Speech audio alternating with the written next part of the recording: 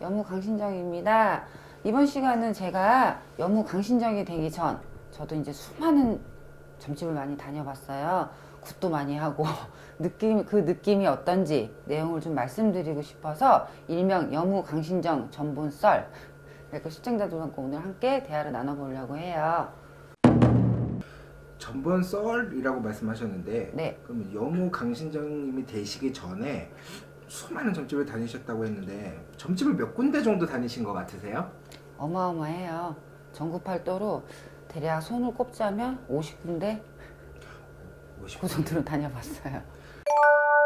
와, 50군데 정말 많이 다니셨는데요. 네. 그 중에서 특별히 기억 남는 점집이 있으신지, 또 그 기억 남는 점집에서 굿도 또 해보셨는지, 또 그런 느낌을 좀 말씀해 주셨으면 좋겠어요. 제가 이제 뭐 전화 상담도 많이 해보고 다녀도 가보고 뭐 진짜 지방으로도 많이 가보고 했는데 진짜로 기억에 남는 분은 네, 두 분 있어요. 바로 이렇게 지금 앞에 계신 분. 다 이제 무속인들이 아까 앞서 일부에 제가 말씀드렸듯이 뭐 너는 무당이다. 너는 그런 얘기밖에 안 해주셨는데 그래도 제가 제일 기억에 남는 분 선생님이 있어요. 네이버 실시간도 찍으신 분인데 실명을 공개해도 되려나? 지금 그래도 저한테는 유명하신 분이셨어요. 이렇게 저도 마찬가지고, 제가 이제 일반인이었을 때 점을 보러 갔을 때도 마찬가지고, 지금 제가 무당으로서의 또 이제 다른 신도분들이 점을 저한테 보러 왔을 때도 마찬가지예요. 그 전에 어떤 일이 있었냐가 중요한 게 아니거든요. 앞으로 일어날 일, 제가 어떻게 살았으면 좋겠다. 이제 그런 거를 상담받기 위해서 점을 보러 가는 건데, 이제 보통적이면 다 이제 뭐 조상 얘기부터 시작을 해서 이런 얘기를 많이 하시는데, 저 역시도 좀 그러고는 있긴 하더라고요.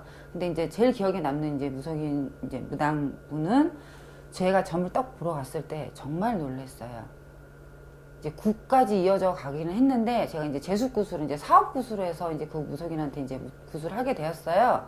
근데 이제 저희 어머니 이름 저는 뒷조사한 줄 알았어요. 그분이 동사무소 가서 뒷조사한 줄 알았어요. 저희 엄마 이름, 저희 어머니 나이, 저희 아버지 이름, 저희 아버지 생년월일을 그 주민등록상 그 번호를 다 외우시더라고요. 정말 깜짝 놀랐거든요. 참 신기했죠. 그럼 이제 앞으로 이제 애동 제자로서 앞으로 이제 점집을 이제 다니시는 분, 그러니까 여무강신정님에게 오시는 손님들에게 아니면 다른 이제 점집을 가시는 분들에게 조언이나 일종의 일명 꿀팁이라고 해야 될까? 이런 걸 좀 말씀해 주실 게 있으시다면.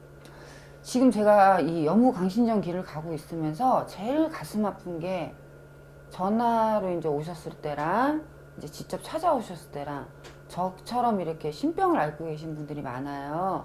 근데 이제 그분들 같은 경우 점을 보러 가면 다 저한테 구슬하래요. 선생님, 제가 진짜 꼭 구슬해야 되나요? 이걸 안 하면 전 죽나요?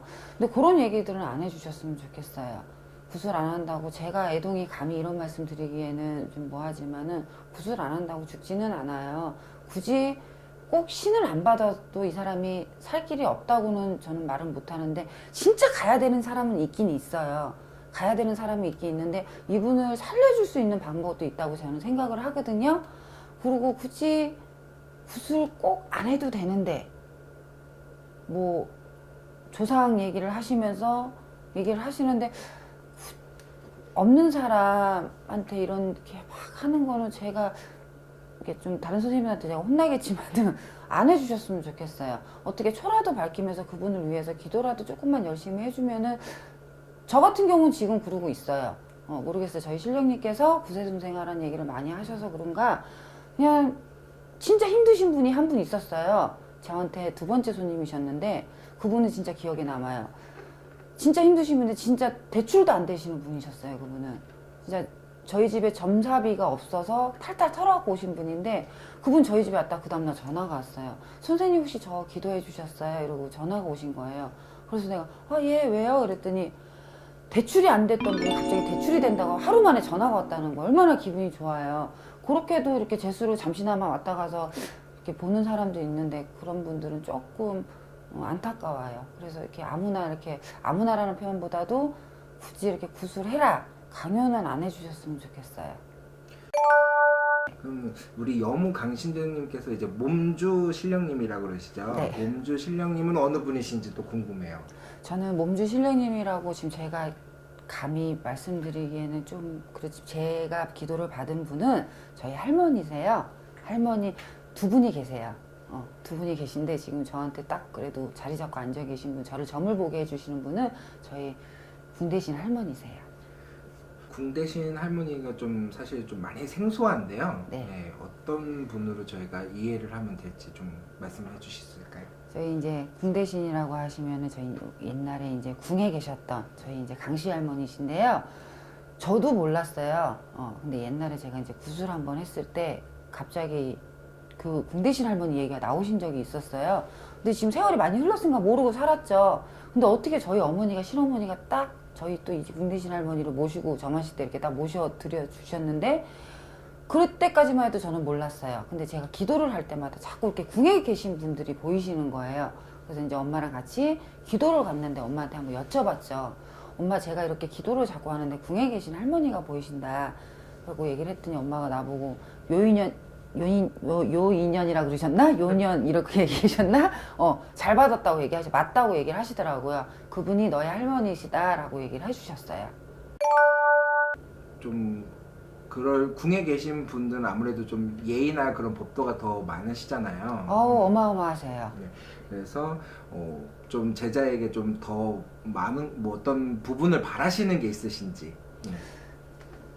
저희 할머니는 바라시는 게 딱 한 가지예요. 아가, 기도 열심히 해라.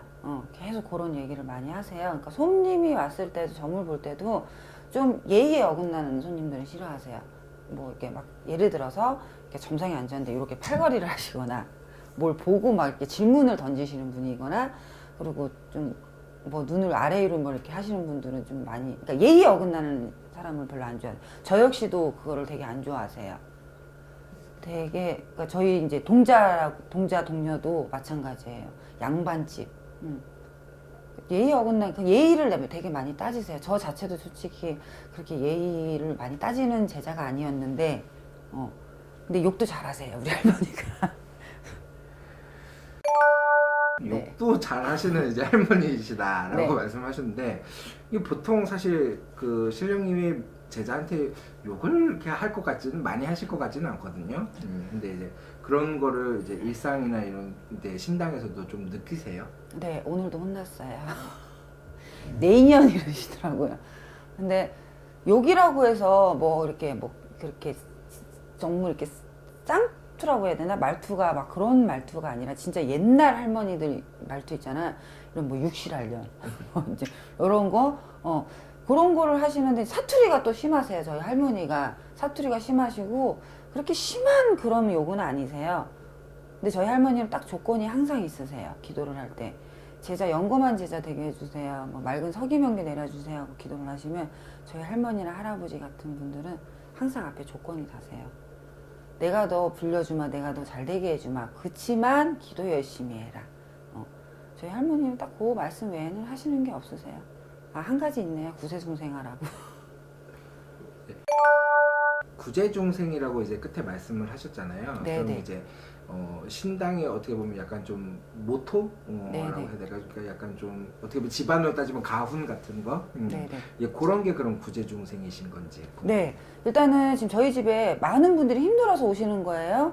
그러니까 여러 선생님 집을 많이 거쳐서 오는 게 마지막 종착역이에요. 저희 집안이 마지막 종착역인데 다들 진짜 힘들어서 오시는 거예요. 근데 이제 저희 할아버지는 이제 그런 분들이 진짜 그 오신 분들 중에 진짜로 구슬해야 되는 분도 있고 진짜로 신을 저처럼 이 길을 가야 되는 분이 계세요.